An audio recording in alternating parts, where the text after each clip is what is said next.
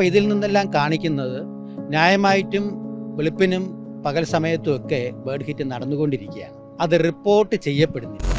ഈ bird hit നടക്കാതിരിക്കാനുള്ള സംവിധാനങ്ങളെക്കുറിച്ച് ചിന്തിക്കാതെ അല്ലെങ്കിൽ അത്തരം കാര്യത്തിലേക്കൊന്നും വരാതെ ഇതിനെ വീണ്ടും വീണ്ടും വീണ്ടും പൊതിഞ്ഞു കൊണ്ടുപോകുന്നത് വളരെ ദുരൂഹത ഉണ്ടാക്കുന്നു.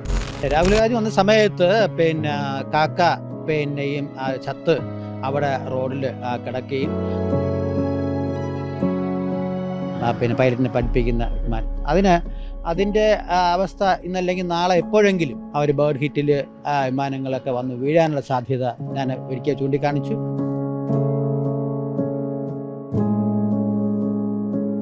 നമസ്കാരം. തിരുവനന്തപുരം അന്താരാഷ്ട്ര വിമാനത്താവളത്തിൽ പക്ഷിയിടി ഒരു സ്ഥിരം ഭീഷണിയാണ്. വള്ളക്കടവ് ഭാഗത്തെ മാലിന്യങ്ങളും പരിസരത്തെ പക്ഷികളുടെ സാന്നിധ്യവും കാരണം ലാൻഡിങ്ങിനിടെ പല വിമാനങ്ങളും പക്ഷികളുമായി കൂട്ടിയിടിക്കുന്നുണ്ട്. ഇതുമായി ബന്ധപ്പെട്ട് മറുനാടൻ ഇതിനു മുൻപും വാർത്തകൾ റിപ്പോർട്ട് ചെയ്തിട്ടുണ്ട്. ഇന്ന് രാവിലെയും സമാന സംഭവം നടന്നു.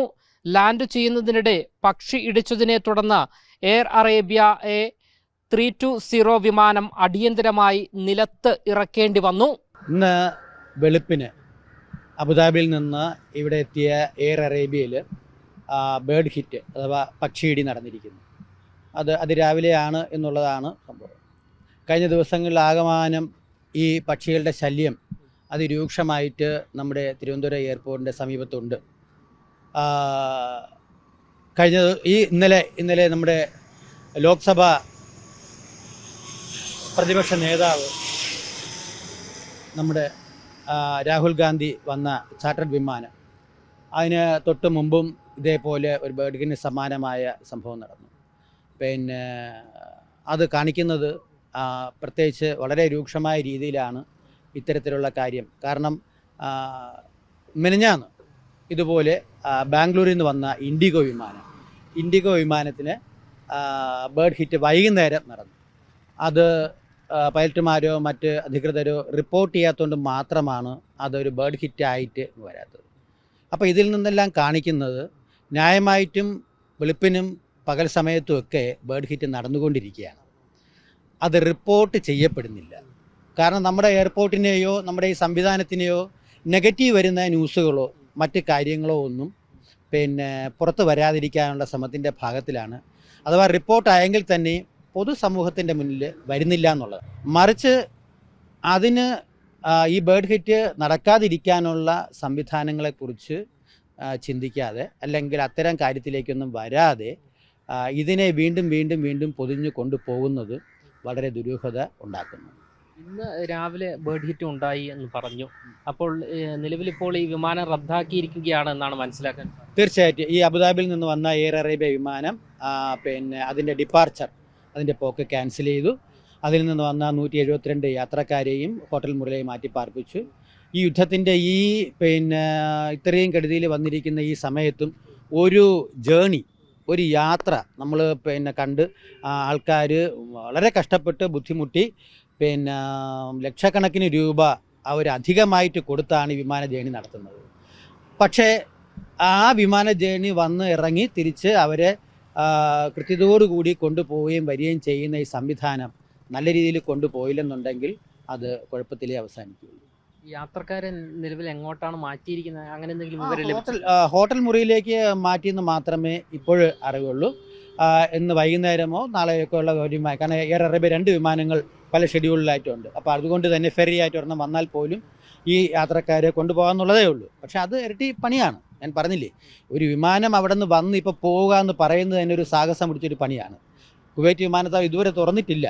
അബുദാബിയിൽ നിന്നുള്ള ദമാമിൽ നിന്നുള്ള സംവിധാനങ്ങൾ മാത്രമേ ഇപ്പോൾ നമുക്ക് ഒമാനിൽ നിന്നൊക്കെയുള്ള സംവിധാനങ്ങൾ മാത്രമേ ഇപ്പോൾ ഉള്ളൂ. പക്ഷേ ആ ഷെഡ്യൂൾ വരുമ്പോഴത്തേക്കും നമ്മൾ കണ്ണേ പൊന്നേന്ന് പറഞ്ഞ് അധികം ഷെഡ്യൂളിന് വേണ്ടി ശ്രമിച്ചുകൊണ്ടിരിക്കുമ്പോഴത്തേക്കും ഇതുപോലെയുള്ള നെഗറ്റീവ് കാര്യങ്ങളാണ് നമ്മുടെ എയർപോർട്ടിൽ വന്നുകൊണ്ടിരിക്കുന്നത്. അതിൽ മാത്രമേ നമുക്കൊരു പൊതുസമൂഹത്തിന്, ഏവിയേഷനുമായിട്ട് ബന്ധപ്പെട്ട ആൾക്കാർക്ക്, അതിനെ സ്നേഹിക്കുന്ന ആൾക്കാർക്ക്, അത് നല്ലതുപോലെ പുലർന്ന് കാണുന്ന ആൾക്കാർക്ക് ഒരു സങ്കടമുള്ളൂ. അതുപോലെ തന്നെ ഇത് വെക്കേഷൻ കാലമാണ്. അത് നമുക്കൊരു ടോപ്പിക്കാണ്. വെക്കേഷൻ കാലത്ത് നമ്മൾ നേരത്തെ മറുനാടൻ മലയാളിയിൽ കൂടെ പറഞ്ഞ കാര്യങ്ങളാണ്. കാരണം പട്ടം പറത്തുന്നത് ഇവിടെ ഈയിടയ്ക്ക് വലിപ്പം കൂടിയിട്ടുണ്ട്. കുട്ടികളെ നമുക്ക് വഴക്ക് പറയാൻ പറ്റത്തില്ല. പക്ഷേ ഇത്രയും കിലോമീറ്റർ 5-10 കിലോമീറ്ററിനകത്ത് ഈ സംവിധാനത്തിനകത്ത് പട്ടം പറത്തൽ നിരോധിച്ചിട്ടുള്ളതാണ്. അപ്പോൾ അവരെ ഒരു അവയർനെസ് കൊടുക്കുന്ന രീതിയിൽ ഇവിടുത്തെ ഈ ക്യാമറ, ഈ ബോർഡും സംവിധാനങ്ങളൊക്കെ ഒന്ന് മാറ്റി നല്ല മനോഹരമായ ഫ്ലെക്സും അവർക്കൂടെ പിന്നെ കാണാൻ പറ്റുന്ന സംവിധാനങ്ങളും കൂടെ മേയറും അതുപോലെ തന്നെ ബഹുമാനപ്പെട്ട മേയറും പിന്നെ എയർപോർട്ട് അതോറിറ്റിക്കാരും എല്ലാവരും കൂടെ ശ്രമിച്ചു കഴിഞ്ഞാൽ അതിനും കൂടെ ഒരു അവയർനെസ് നമുക്ക് ചെയ്യാനായിട്ട് സാധിക്കും. ഇന്ന് രാവിലെയാണ് എയർ അറേബ്യ, ഇന്ന് രാവിലെ ഏർലി മോർണിംഗിൽ രണ്ട് എയർ അറേബ്യ ഉണ്ട്. അതിൽ പിന്നെ 4:30 മണിക്ക് ഇവിടെ എത്തുന്ന എയർ അറേബ്യ, അതായത് 5:30 മണിക്ക് തിരിച്ച് പോകേണ്ടുന്ന എയർ അറേബ്യയ്ക്കാണ് പിന്നെ അബുദാബിയിൽ നിന്ന് എയർ അറേബ്യയ്ക്കാണ് ഈ ബേർഡ് ഹിറ്റ് നടന്നിരിക്കുന്നത്. രാഹുൽ ഗാന്ധി വന്നിറങ്ങുന്ന സമയത്താണോ ഈ ഒരു സംഭവം ഉണ്ടായ ബേർഡ് ഹിറ്റ് ഉണ്ടാകുന്നത്? അല്ല, രാഹുൽ ഗാന്ധി വന്ന സമയത്ത് പിന്നെ കാക്ക പിന്നെയും ചത്ത് അവിടെ റോഡിൽ കിടക്കുകയും ആ കാക്ക എന്ത് കൂട്ടമാണെന്ന് നോക്കിക്കൊണ്ട് ഞാൻ പിന്നെ വരുമ്പോഴത്തേക്കാണ് ചത്ത് കിടക്കുന്നതായിട്ട് കാണുന്നത്. അപ്പോഴത്തേക്കാണ് ആ വിമാനം ശരിക്കും അവിടെ പിന്നെ ഇറങ്ങുന്നതും മറ്റു ദൃഷ്ടിയിൽപ്പെട്ടത്. അപ്പോഴേ തന്നെ ഞാൻ അവിടെ നിന്ന് തന്നെ അതെടുത്ത് മാറ്റി പിന്നെ ഈ ബേർഡ് ഹിറ്റിൻ്റെ അപ്പോഴും ആ ബേർഡ് ഹിറ്റിന് സമാനമായൊരു സംഭവം അവിടെ ഉണ്ട്. വിഷ്വലിൽ കണ്ടാൽ തന്നെ നമുക്ക് അറിയാൻ പറ്റും, മനസ്സിലായില്ലേ? അത് ചാർട്ടർ വിമാനം, രാഹുൽ ഗാന്ധിയുടെ ചാർട്ടർ വിമാനമാണ് ശരിക്കും പറഞ്ഞാൽ വന്നത്. അത് ഡൽഹിയിൽ നിന്ന് അദ്ദേഹത്തിൻ്റെ തമിഴ്നാട് തിരഞ്ഞെടുപ്പ് പ്രചരണാർത്ഥം വന്ന ഇതൊരു കാരണം ഞാൻ പറയാൻ കാര്യം, VIP പിന്നെ പ്രധാനമന്ത്രിയും അതുപോലെ തന്നെ പ്രസിഡൻറ്റും വൈസ് പ്രസിഡൻറ്റും ഒക്കെ തമിഴ്നാട്ടിലേക്കും മറ്റു സ്ഥലത്തേക്കും ഏറ്റവും കൂടുതൽ VIP മൂവ്മെൻ്റ് ഉള്ള വിമാനത്താവളങ്ങളിൽ ഒരെണ്ണമാണ് ഇത്.